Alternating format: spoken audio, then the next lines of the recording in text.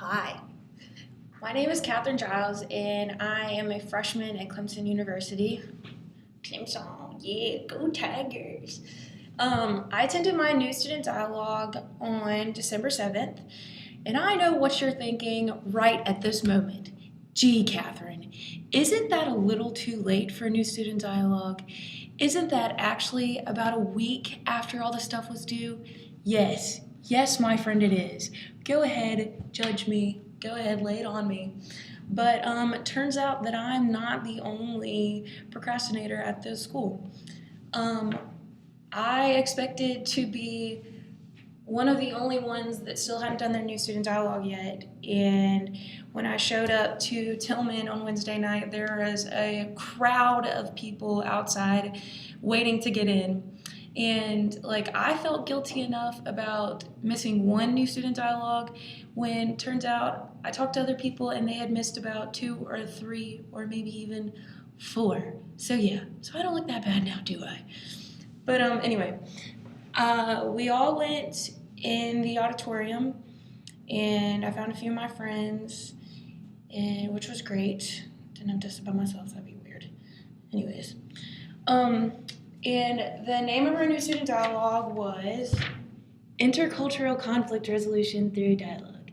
And yes, I do realize this is backwards, but you're gonna look at it anyway because I took time to make this sign. So but since there were so many people in our class, we were not really able to have a dialogue setting. We just talked about a dialogue setting, which doesn't really make much sense. But the instructor had a PowerPoint presentation for us. And the first thing he said to us was, y'all have a lot in common. And we were all looking around at each other like, how could he possibly know that we have anything in common? He just met us. Like, you don't know my life. But anyway, he was like, y'all are all lazy procrastinators, which is true. So yeah. But we did attend this one, so we should get some credit. But our new student dialogue was, the main points on his PowerPoint were about the way that people value the things that make up who they are. And some examples were like, if a person was black, or if they were gay, or their sexual orientation or anything like that. And he showed us a chart and how much, according to how big the piece was how much they valued that in their life. A really important thing to me would be being Christian, and so that would be a big piece of my chart. And that was that. And then we talked about anxiety and how different people react differently to anxiety, and the behavioral symptoms that people have in response to anxiety, i.e., if you were scared of spiders and I was to come put a big tarantula on you, you would have some sort of reaction. So we talked about that, anxiety, something like that. I don't really know. But we also talked about diversity at Clemson, how there is a lot of diversity. And we talked about how different people might not be exposed to much diversity, so when they are exposed to it, they don't really know how to react to it. And we watched a video about, okay, I'm going to take a stab at this, Chimamanda Adichie. Yeah, I'm not really sure, but we watched a video about her, and she was from Africa, and she had grown up in Africa her whole life. And she was an early reader and writer, and she read books about foreigners, and she started reading, her whole life she read books about foreigners, and so she didn't really know anything else, anything different. And she thought that everybody was different from her and there was no one else like her. But she started reading books about people like her, and her eyes were open to the fact that people had hair like her, or had skin color like her and stuff like that. And so that changed her outlook. And when she went to college, she distinctly remembers her roommate making assumptions about her being African.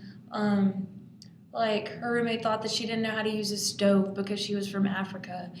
And so the main point of that whole video was that like people can just if they don't know much about a culture, they might just automatically assume that that's all you do. Like, yeah. Basically stereotyping. Yeah, and we also talked about how women and men in the world can provide something unique to the world, not just like what they can do, their abilities, like women making sandwiches or something like that, but also like just their emotional point of view or like a man's outlook on life. Like everyone provides something different and unique. And we also watched another video, and this one was actually pretty interesting because it was like just somebody drawing cartoons and it just kept changing, and it was pretty cool, pretty interesting. But I learned that we're actually soft wired for empathy and love.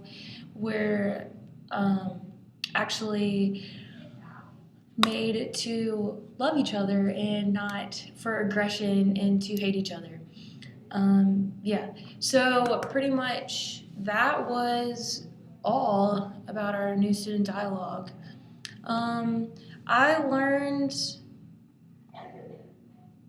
well, I didn't really learn that much, but I mean, it was an experience. Like, I embraced it. I was open-minded. Like, I feel like if it wouldn't have been the late one and we could have actually had like an intense conversation about something like body image or race or something like that, like I feel like I would have gotten more from it, but I mean, it is what it is. I waited too late to go to it.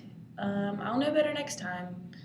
But yes, just thought I might want you to see my notes because I started off making some pretty decent notes, and then what is this is a tree, and started playing tic-tac-toe, and yeah, just thought I'd let you see that.